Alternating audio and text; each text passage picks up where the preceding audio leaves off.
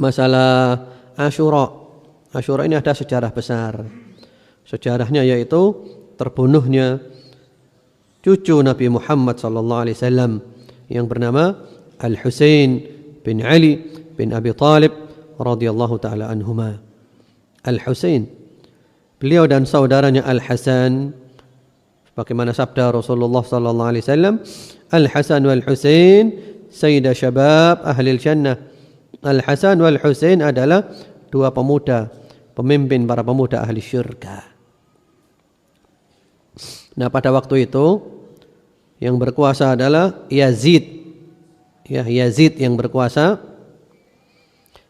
Dia terkenal dengan kedolimannya. Al-Husain enggak mau baiat. Beliau dari Madinah dipanggil oleh orang-orang yang mengaku sebagai syiahnya, sebagai pengikut setianya yang berada di Irak. Kirim surat kepada Al-Husain, Anda datang ke sini kami akan baiat Anda. Al-Husain dengan niat yang baik memberantas kedoliman berangkat dengan sekitar kurang lebih 80 laki dan perempuan daripada anak cucu Rasulullah sallallahu alaihi wasallam. Para sahabat yang hidup sudah menasihati jangan berangkat, tapi beliau tetap bersikeras berangkat, ijtihad beliau. Dan ternyata benar, sampai di sebuah tempat yang dikenal dengan Karbala. Namanya aja jelek, Karbala. Karbun wabala, sumpek dan musibah. Karbun wabala. Di sana telah berkumpul sekian ribu pasukan daripada anak buahnya Yazid yang dipimpin oleh Ubaidillah bin Ziyad atau yang lainnya. Al-Husain cuma sekitar 80 kurang lebih. Dan ternyata penduduk Irak yang mengaku sebagai Syi'atu Husain, pengikutnya Al-Husain, berkhianat. Satu pun tidak ada yang membela Al-Husain. Satu pun tidak ada yang menolong Al-Husain dan keluarga Rasulullah SAW. Akhirnya Al-Husain dibantai dengan cara yang amat sangat keji. Dibantai dan keluarga Rasulullah SAW dibantai. Ini kekejian yang luar biasa, kedoliman yang tidak akan terlupakan sepanjang sejarah. Dan ini menunjukkan kesatriaan Al-Husain. Al-Husain adalah seorang kesatria, tidak takut dengan ribuan pasukan. Membela kebenaran adalah diutamakan daripada nyawa sendiri. Nyawa saya hilang tidak apa-apa, yang penting kebenaran tetap tegak ila yaumil qiyamah. Bahkan ada versi kepala beliau dipotong sehingga lepas antara kepalanya dengan badannya. Itu kepala yang biasa dicium oleh Rasulullah sallallahu alaihi wasallam. Ini adalah pasukan-pasukan gila dunia, mabuk dunia. Mereka rela menjual agama mereka demi mendapatkan dunia yang secuil. Rela membantai cucu Rasulullah sallallahu alaihi wasallam dan anak keturunan Rasulullah sallallahu alaihi wasallam demi untuk mendapatkan dunia yang secuil saja. Ini kedoliman yang tidak akan terlupakan sepanjang sejarah.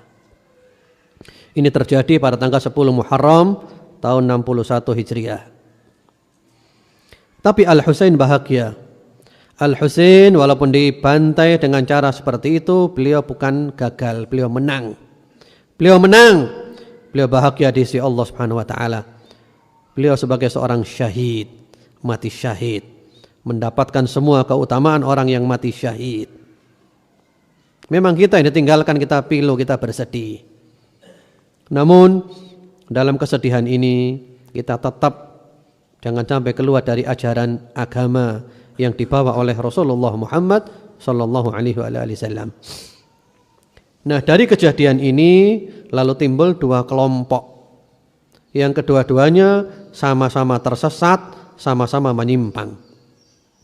Kelompok yang pertama yang menjadikan hari Asyura sebagai hari berkabung, nangis-nangis, mukul-mukul badan, bahkan melukai badan sebagai bentuk solidaritas kepada Al-Husain radhiyallahu taala anhu. Jadi menjadikan Asyura sebagai hari untuk bersedih, mukul-mukul, ya, nangis-nangis dan semisalnya. Dan ini diwakili oleh kelompok Rafidhah yang sekarang dikenal dengan Syiah. Bahkan sekarang sudah bisa kita lihat di video-videonya ya, bagaimana mereka melukai diri mereka.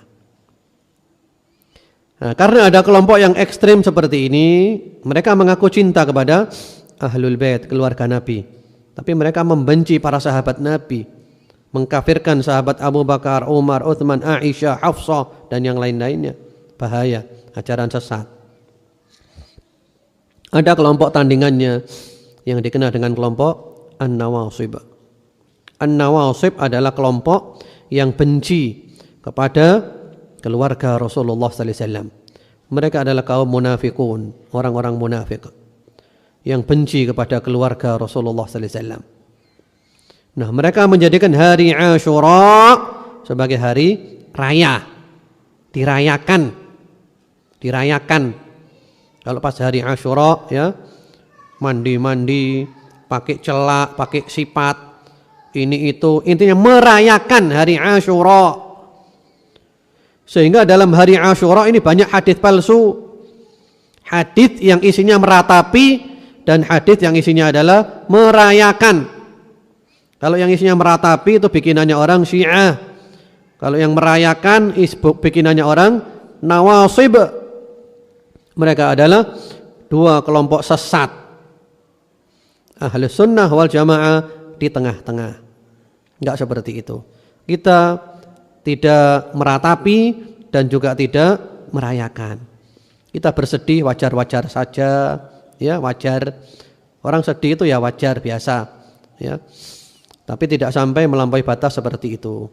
Tidak pakai mukul-mukul badan, melukai badan dan yang lain-lainnya, apalagi sampai mencaci maki sahabat Nabi, mengkafirkan, tidak seperti itu. Kita tetap dalam koridor dua pusaka Rasulullah sallallahu alaihi wasallam, Al-Qur'an was sunnah. Al-Qur'an dan sunnah Rasulullah sallallahu alaihi wasallam. Yang ini adalah merupakan ajarannya Ahlul Bait, ajaran keluarga Nabi Muhammad sallallahu alaihi wasallam. Jadi hati-hati. Hari Asyura ini hati-hati. Kalau ada hadits-hadits yang isinya merayakan, bikinannya siapa? Orang Nawasib, orang-orang munafik yang benci kepada keluarga Rasulullah sallallahu alaihi wasallam. Kalau hadits yang isinya meratapi, bikinannya siapa? Orang-orang Syiah yang mengaku cinta kepada Ahlul Bait, tapi cinta palsu.